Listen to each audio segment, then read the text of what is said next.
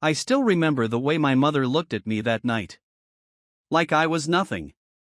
Like I was a monster. I stood in the middle of our living room, my duffel bag half packed, my father looming over me with his fists clenched.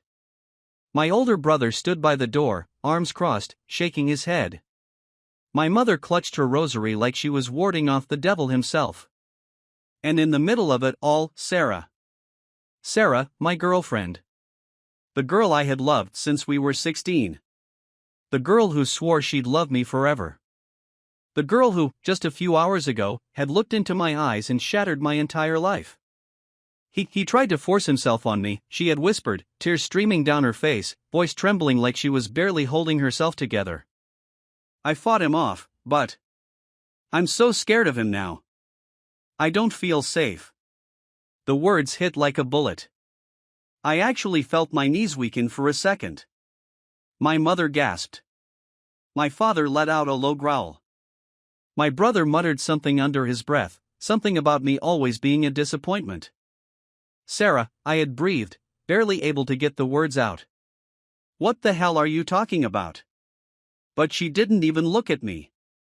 Just kept staring at the floor, playing the victim. I laughed. Not because any of this was funny, God, it wasn't, but because it was so ridiculous that my brain refused to process it. Sarah.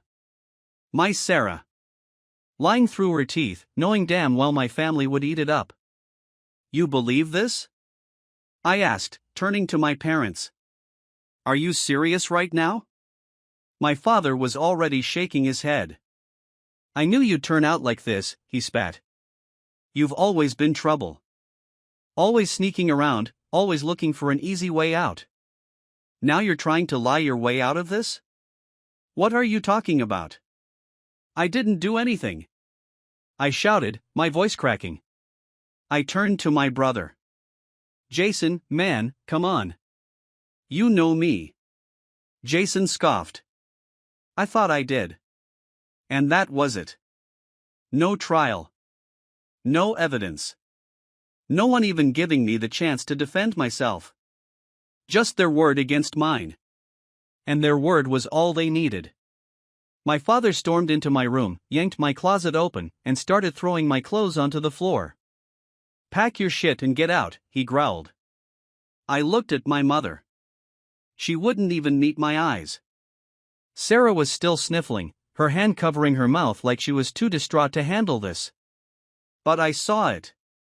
The way she peeked at me from under her lashes. The way she pressed herself closer to my brother like he was her savior. That's when it clicked. She was sleeping with him. I felt my heart stop for a second.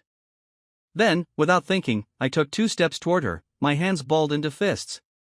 You lying by. Jason shoved me back hard. Don't you fucking touch her. My back hit the wall. I stared at him, chest heaving. Sarah let out a dramatic little gasp, stepping behind him like she needed protection. I wanted to scream. I wanted to grab her by the shoulders and shake the truth out of her. But I knew it didn't matter. I could see it in my father's eyes. In Jason's glare. In the way my mother had turned away. I was already guilty in their eyes. So I packed. I shoved as much as I could into my duffel bag, clothes, my phone charger, my wallet, though I already knew I barely had $50 in my bank account. Jason stood by the door, arms crossed, making sure I didn't try anything. Sarah clung to him, her fingers curled around his arm. And then, when I was finally done, my father walked up to me, grabbed my bag, and shoved it into my chest so hard I almost lost my balance. Don't come back, he said, voice low and final. And then he opened the door. The cold night air hit me like a slap. My breath fogged in front of me. For a second, I hesitated. I turned back, waiting. Waiting for my mother to change her mind, for my father to calm down, for Jason to realize how insane this was. Nothing. Sarah clung to my brother's side like she belonged there. My mother still wouldn't look at me. And my father? He just stared. Then, slowly, he reached for the door. And slammed it in my face. I stood there for what felt like forever, staring at the door. My hands trembled. My mind raced. I had no car. No job. No money. No one. I was 18 years old, and I had just lost everything. And the worst part? I never even got to know why. The cold hit me first. I didn't even realize how much I had been shaking until I stepped off the porch and into the night. My hoodie wasn't enough to keep the wind from biting through my skin. It was late past midnight and the streets were empty, silent except for the occasional car passing by in the distance.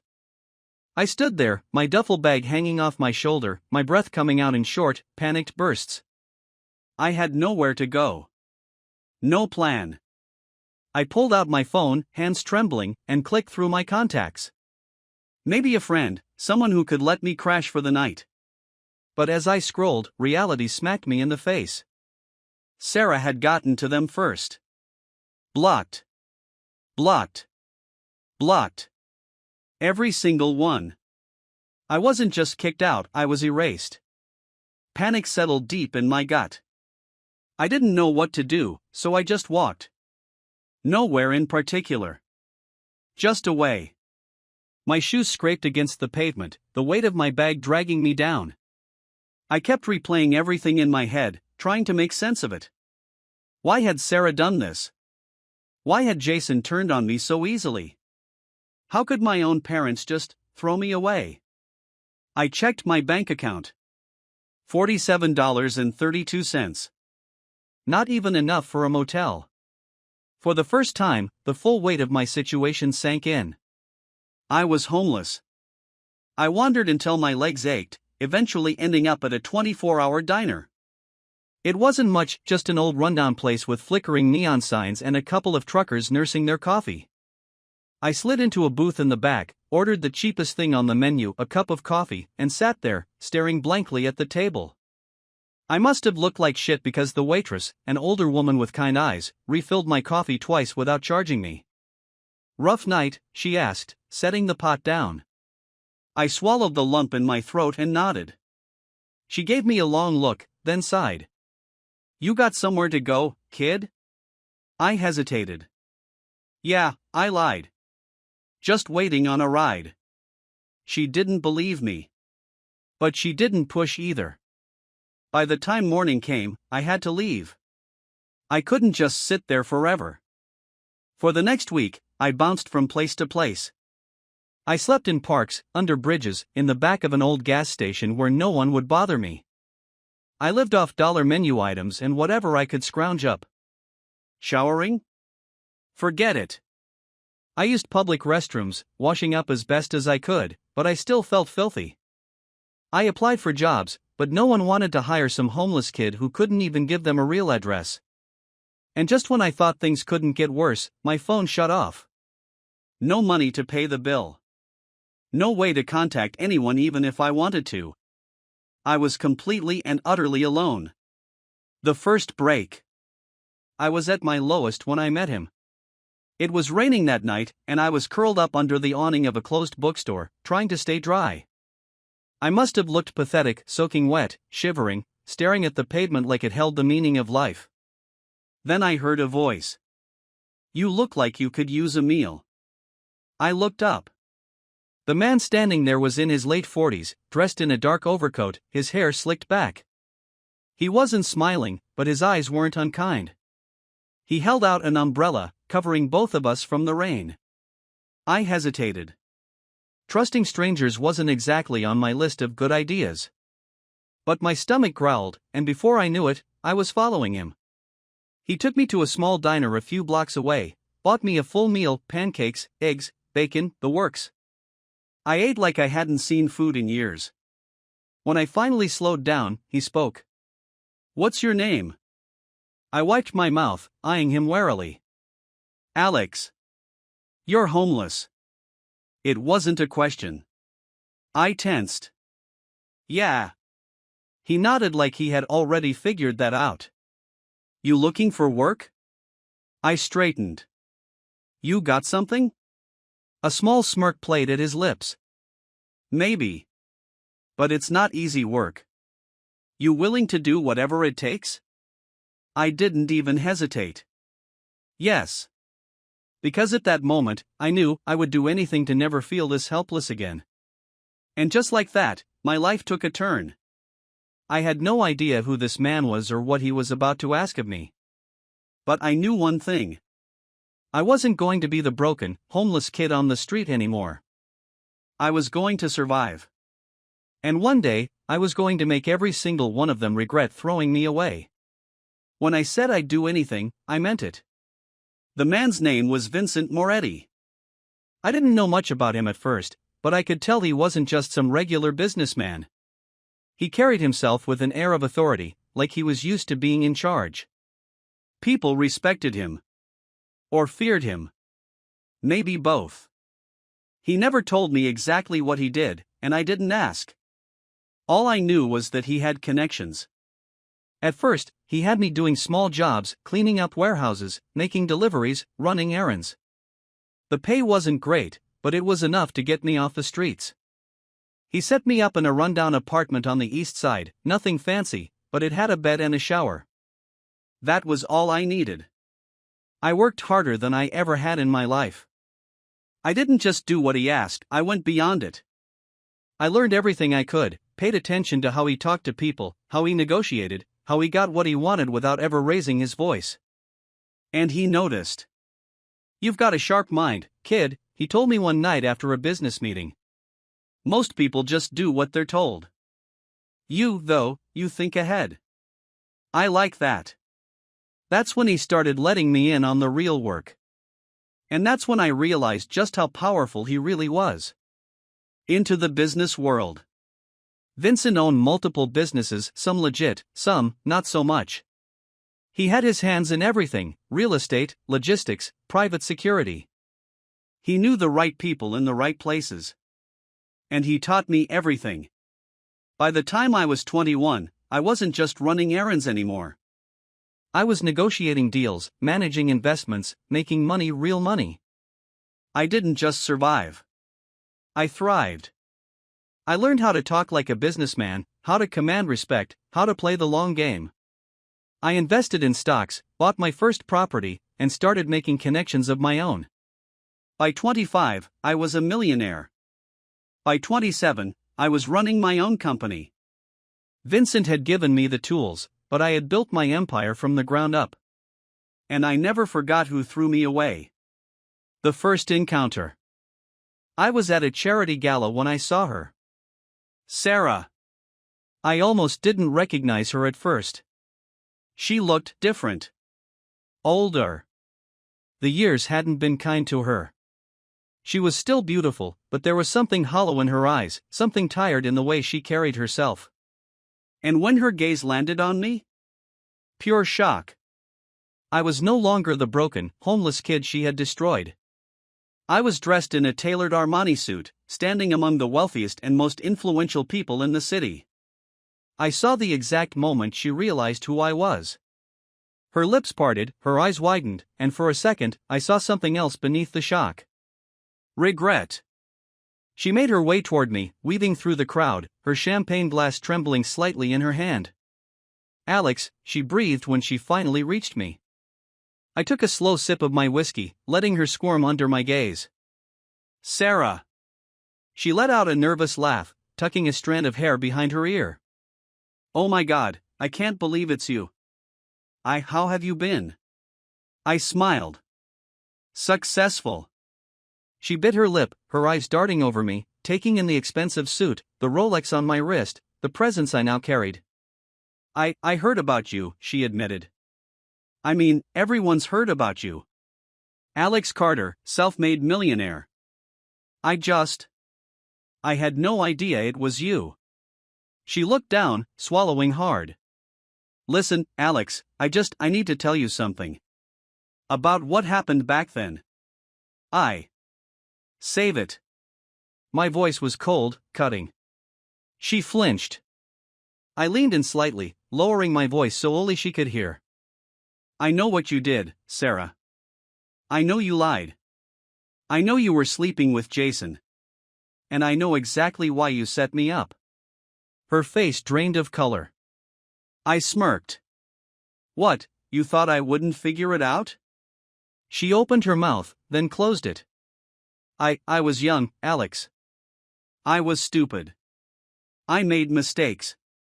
But I never wanted. You got what you wanted, I interrupted. You ruined my life, and for what? So you could play house with my brother? She swallowed hard, looking down. I let the silence stretch between us, watching her squirm. Then I leaned back, sipping my drink. How is Jason, by the way? That did it. Her eyes turned glossy, and her fingers tightened around her glass. I already knew the answer. Jason had peaked young. He had a decent job for a while, but after a few bad investments and a failed marriage, he and Sarah didn't last. He was drowning in debt. She knew I knew. And that's when I saw it, the real reason she had come over. She wasn't just here to apologize. She wanted something. I tilted my head. Let me guess. You need help. Sarah bit her lip, looking away. Things haven't been easy. I laughed, shaking my head. You really have the audacity to come to me for help? She looked desperate now. Alex, please. I know I don't deserve it, but I was young, I was stupid, You were selfish, I cut in sharply. You saw an opportunity, and you took it. You didn't care about the consequences. She inhaled shakily. I let out a slow breath, swirling the whiskey in my glass. Tell me something, Sarah. Back then, when you watched my family throw me out into the street, did you ever feel bad? Even for a second? Silence. That was all the answer I needed. I leaned in close, lowering my voice. Now it's your turn to watch. Her breath hitched. What do you mean? I smiled. And then, without another word, I turned and walked away. Because this? This was just the beginning. I had waited 10 years for this moment. 10 years since Sarah destroyed my life. 10 years since my family turned their backs on me. 10 years of clawing my way to the top, of becoming everything they never believed I could be. And now, it was time to make them pay. The first strike. After my run-in with Sarah at the gala, I did some digging. Not that I had to try very hard. When you have money, information comes to you. Sarah was struggling. After divorcing Jason, she had bounced between failed relationships, none of which lasted. She had no stable job, a mountain of debt, and a lifestyle she couldn't afford. She was desperate.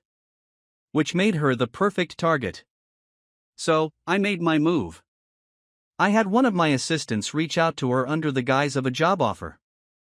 A well-paying, cushy position at one of my firms, an opportunity she couldn't refuse. She took the bait. I made sure the office was perfect when she arrived, modern, luxurious, intimidating.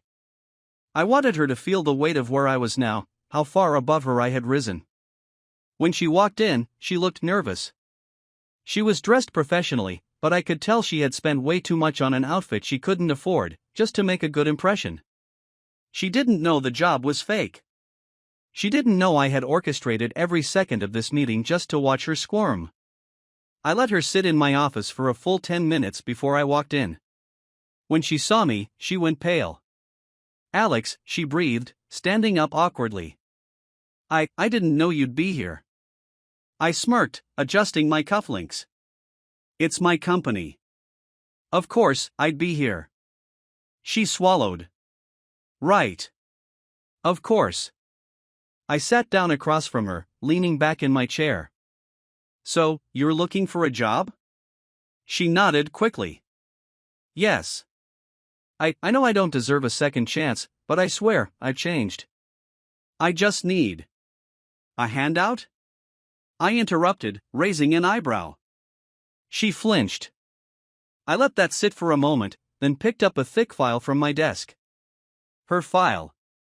I flipped through it slowly, enjoying the way she fidgeted under my gaze. Multiple credit cards maxed out. Bank account in the red. Late on rent. You applied for a loan last month and got denied. She clenched her jaw. How do you know that? I smirked. I know everything. Her hands curled into fists in her lap. She was trying so hard to hold on to her pride. Pathetic. I closed the file and leaned forward, resting my elbows on the desk. Tell me, Sarah, what exactly makes you think you deserve a job here? She opened her mouth, then shut it. She knew the truth. She didn't deserve anything from me. But she was desperate. So, I twisted the knife. I'll tell you what, I said smoothly, standing up. I'll consider hiring you on one condition. Her eyes lit up with hope. Anything. I smiled coldly. Beg. Her face fell. I tilted my head, enjoying the moment. Get down on your knees. Beg me for the job. Her throat bobbed as she swallowed. Alex, please. Louder, I said, my voice sharp. Her hands trembled. She looked at the door, then back at me, weighing her options. She had none. Slowly, painfully, she sank to her knees. Please, she whispered. Please give me the job. I stared down at her, the same way she had once looked down at me. And then? I laughed. She froze. I shook my head. Did you really think I'd let you work here? I sneered. That I'd ever let you crawl back into my life after what you did? Tears welled in her eyes. Alex, please. I leaned down, inches from her face. We're done here, I whispered.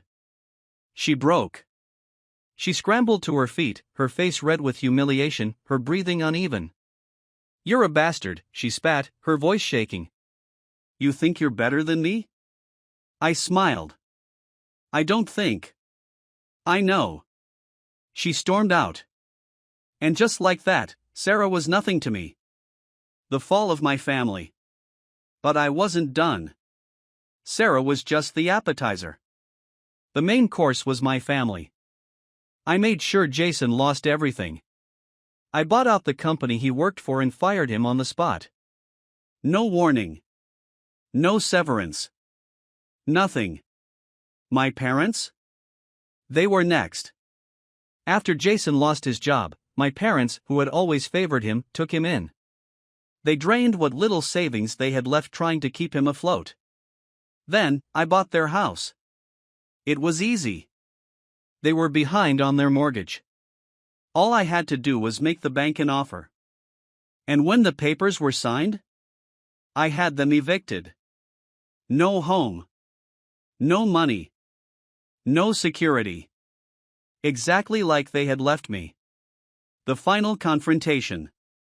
A few weeks later, my mother called me. It was the first time I had heard her voice in a decade. I almost didn't answer. Almost. I let her sob for a full minute before I finally spoke. Why are you calling me? My voice was calm.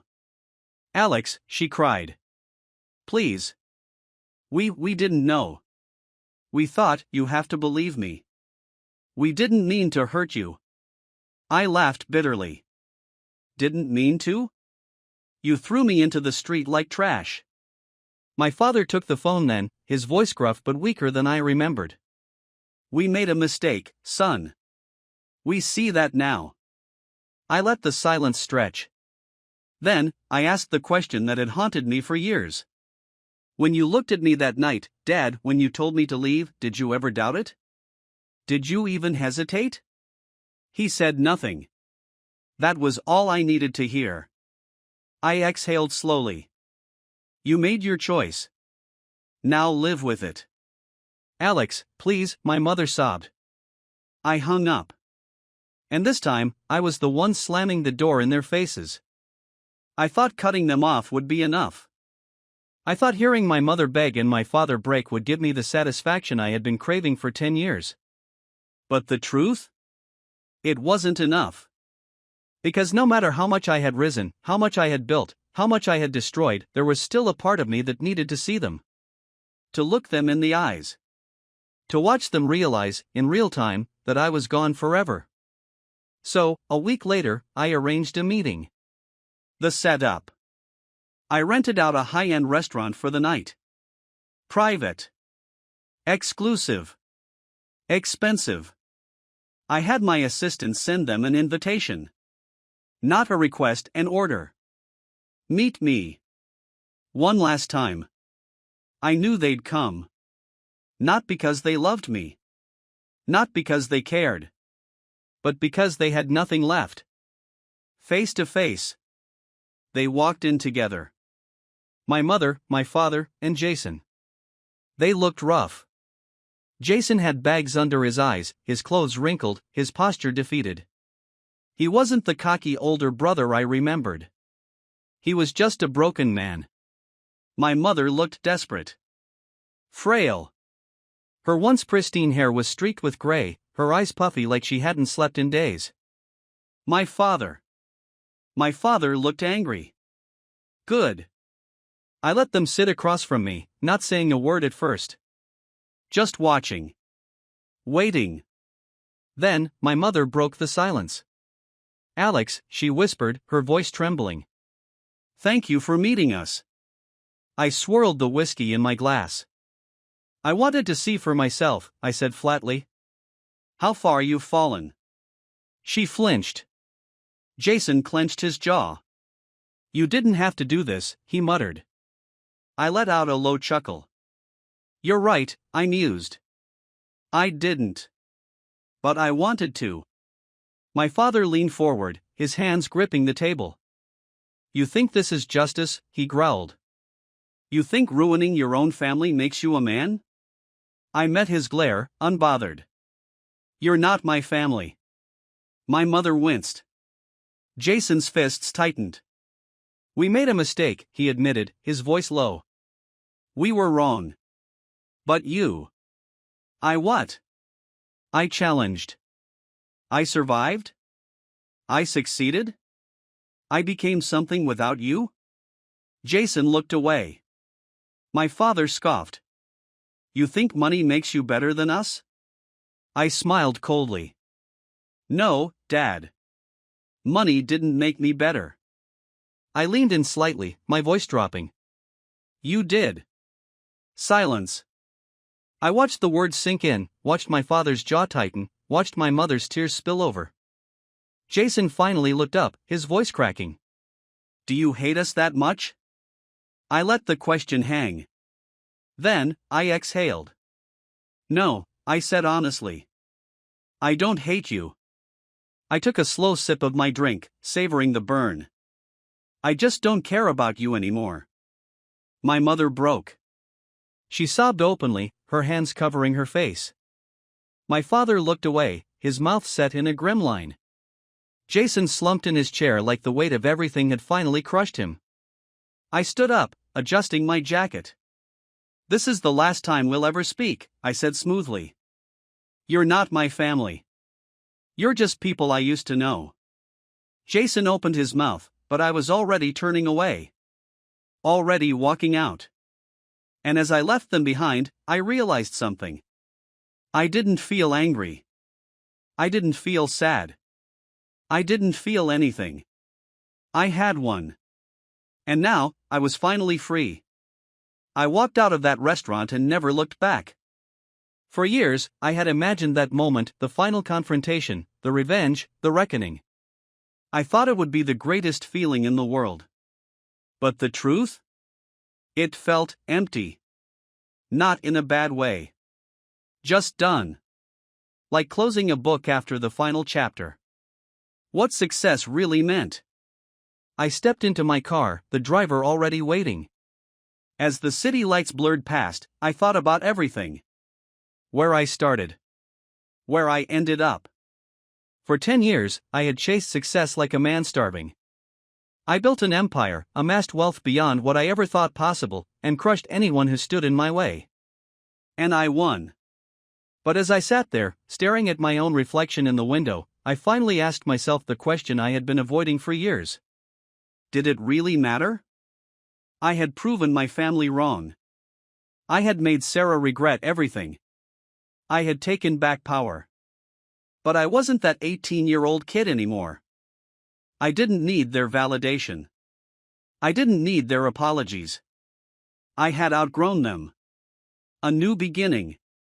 That night, I did something I hadn't done in years. I drove back to the old neighborhood. Not to see them, God, no. But just to see where it all began. I parked a few blocks away, stepping out into the cool night air. The streets were the same. The houses were the same. But I wasn't. I walked past my old home. The lights were off.